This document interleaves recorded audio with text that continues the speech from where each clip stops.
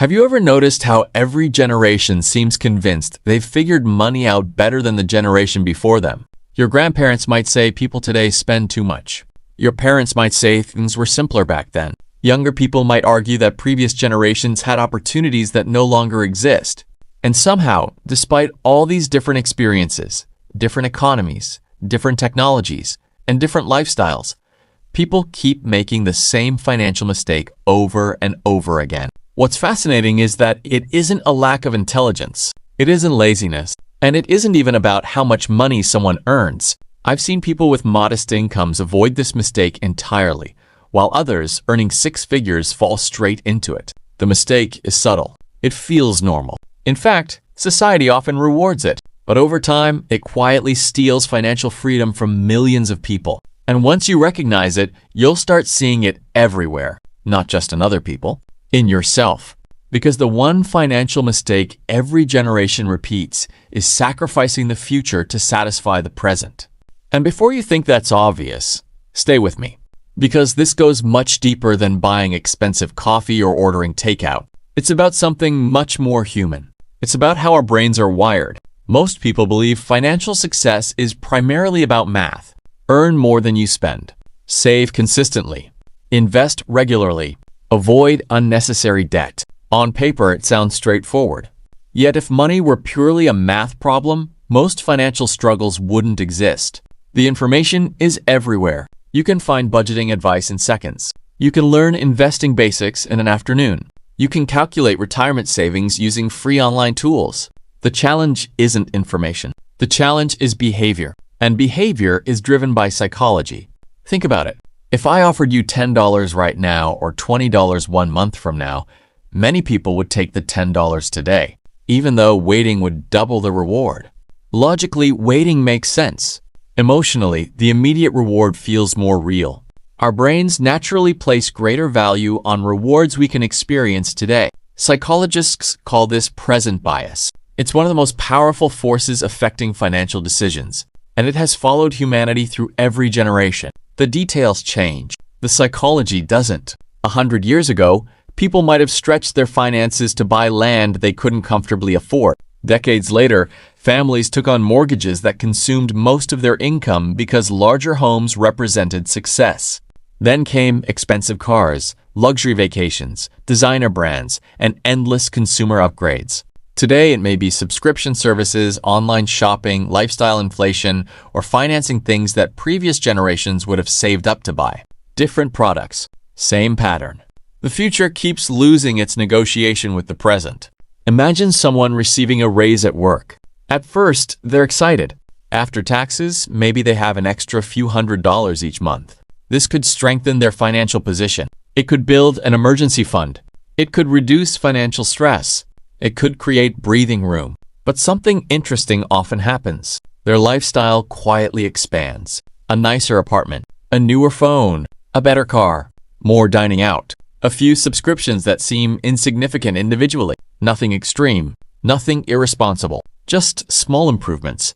And honestly, that's understandable. After working hard, people want to enjoy the rewards. The problem isn't enjoying life. The problem is when every increase in income immediately becomes an increase in expenses. Years pass, income rises, yet financial stress remains surprisingly similar. This is lifestyle inflation, and every generation experiences it in one form or another. What's remarkable is how invisible it feels while it's happening. Nobody wakes up and says, "Today I'm going to eliminate my future financial flexibility." Instead, people make reasonable decisions one at a time. The future isn't sacrificed all at once. It's sacrificed gradually, quietly, comfortably. I once heard someone describe financial freedom in a way that stuck with me. They said financial freedom isn't about buying whatever you want. It's about having options. That distinction changes everything. Many people spend years chasing a higher standard of living when what they truly want is a higher degree of control over their lives. They want the ability to leave a stressful job. They want the flexibility to spend more time with family. They want less anxiety when unexpected expenses appear. They want to sleep better at night. But when most of our financial decisions prioritize immediate comfort over future flexibility, we unintentionally reduce our options. We become dependent on maintaining a certain income level. We need every paycheck. We need every bonus. We need everything to keep going exactly as it is. And life rarely cooperates with that plan. Jobs change. Industries change. Health changes. Economies change. The future always arrives carrying something unexpected. That's why the financial mistake every generation repeats becomes so costly. Not because it destroys people overnight, but because it slowly reduces resilience. Think about the average person experiencing financial stress. It's often not a single catastrophic event causing the pressure. It's the accumulation of commitments, monthly payments, subscriptions, loans, obligations, expectations, lifestyle standards that gradually became normal. The stress doesn't come from one decision. It comes from hundreds of decisions made over years. Each one seemed manageable. Each one felt justified. And most were. But together, they created a fragile financial structure. This is why income alone rarely solves financial anxiety. Because anxiety isn't always tied to how much money comes in. It's often tied to how much money has already been promised away. A person earning $50,000 with flexibility may feel calmer than someone earning $150,000 while carrying enormous obligations. That surprises people. We're taught to focus on income, yet freedom often depends more on the gap between what we earn and what we require. Here's where things become even more interesting. The financial mistake isn't really about money. Money is just the visible symptom. The deeper issue is time. Every financial decision is actually a time decision in disguise. When you spend money, you're often spending hours of your future labor. When you save money, you're buying future flexibility. When you invest wisely, you're giving your future self additional options. The reason this matters is because most people don't feel the cost of a purchase immediately. They feel the benefit immediately. The cost arrives later. The payment, the maintenance, the obligation, the opportunity cost, the hours required to support that decision. And because humans naturally prioritize immediate experiences, future consequences often receive less attention. Not because we're foolish, because we're human. That's why this pattern survives across generations.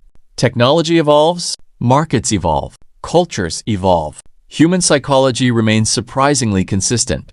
At some point, many people experience a realization. It often arrives unexpectedly.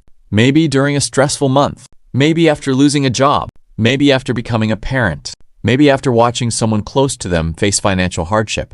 They suddenly see money differently. Not as a scoreboard, not as a status symbol, not as proof of success, but as a tool that creates space. Space to make better decisions. Space to recover from mistakes. Space to handle uncertainty. Space to live according to personal values rather than financial pressure. This is the turning point. Because once money becomes associated with freedom rather than consumption, behavior starts changing naturally. The goal shifts. Instead of asking, "What can I afford?" people begin asking, "What will this decision cost me in flexibility?" That's a completely different question, and it often leads to completely different outcomes.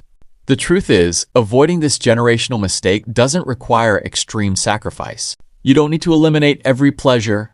You don't need to obsess over every dollar. You don't need to live in constant deprivation. In fact, that approach usually doesn't last. The more sustainable path is simply creating a balance between present enjoyment and future security. Enjoy today, but don't constantly borrow from tomorrow. Spend intentionally, but understand what you're trading away. Increase your lifestyle occasionally, but allow your financial cushion to grow too. A practical example might look like receiving a raise and deciding that only part of it goes toward lifestyle improvements. The rest strengthens future stability. Not because you're denying yourself happiness, because you're protecting future options.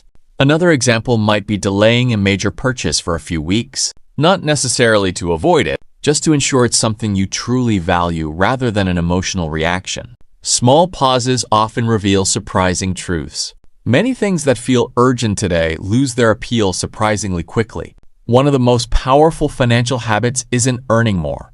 It's creating space between desire and action. Modern life constantly encourages immediate decisions. Buy now, upgrade now, finance now, subscribe now. Everything is designed to reduce waiting, but waiting can be incredibly valuable. Waiting allows emotions to settle. Waiting allows priorities to become clearer. Waiting allows logic to catch up with impulse. And often, waiting protects the future from decisions made solely for the present. This isn't about perfection. Nobody gets it right all the time. Everyone makes purchases they later regret. Everyone prioritizes the present occasionally. The goal isn't perfection. The goal is awareness. Because awareness changes behavior, and behavior changes outcomes. What's remarkable is that the people who seem most financially calm often aren't the highest earners. They're the people who consistently preserve options. They leave room for uncertainty. They leave room for mistakes. They leave room for life. That room becomes a source of confidence, not because they know exactly what the future holds, but because they're prepared for possibilities. And that's something every generation needs, because every generation faces unique challenges, different housing markets, different technologies, different economic realities, yet the same human tendency remains. The temptation to prioritize immediate comfort over long-term flexibility. The temptation to assume tomorrow will somehow take care of itself. The temptation to trade future freedom for present satisfaction. So if there's one idea I hope stays with you after this video, it's this. The biggest financial mistake isn't necessarily spending too much. It's repeatedly making decisions that shrink your future options without realizing it. Because wealth, in many ways, is simply accumulated flexibility. It's the ability to handle surprises, the ability to make choices from a position of strength, the ability to align your life with what matters most to you. And that doesn't happen overnight. It happens gradually, one decision at a time. One choice to think long-term, one choice to protect future freedom, one choice to value flexibility as much as comfort. Every generation gets tempted by the same mistake. Every generation believes their circumstances are different. And in many ways, they are. But the psychology remains the same. The future will always compete with the present. The question is whether we notice the negotiation while it's happening. Because once you do, something changes. Money becomes less about chasing more and more about creating enough. Enough stability, enough flexibility, enough peace of mind. And sometimes that's far more valuable than people realize. Progress doesn't come from getting every financial decision right. It comes from making slightly better decisions over time. And that's good news, because nobody needs perfection to build a healthier financial future. They just need awareness, patience, and the willingness to think a little further ahead than most people do today.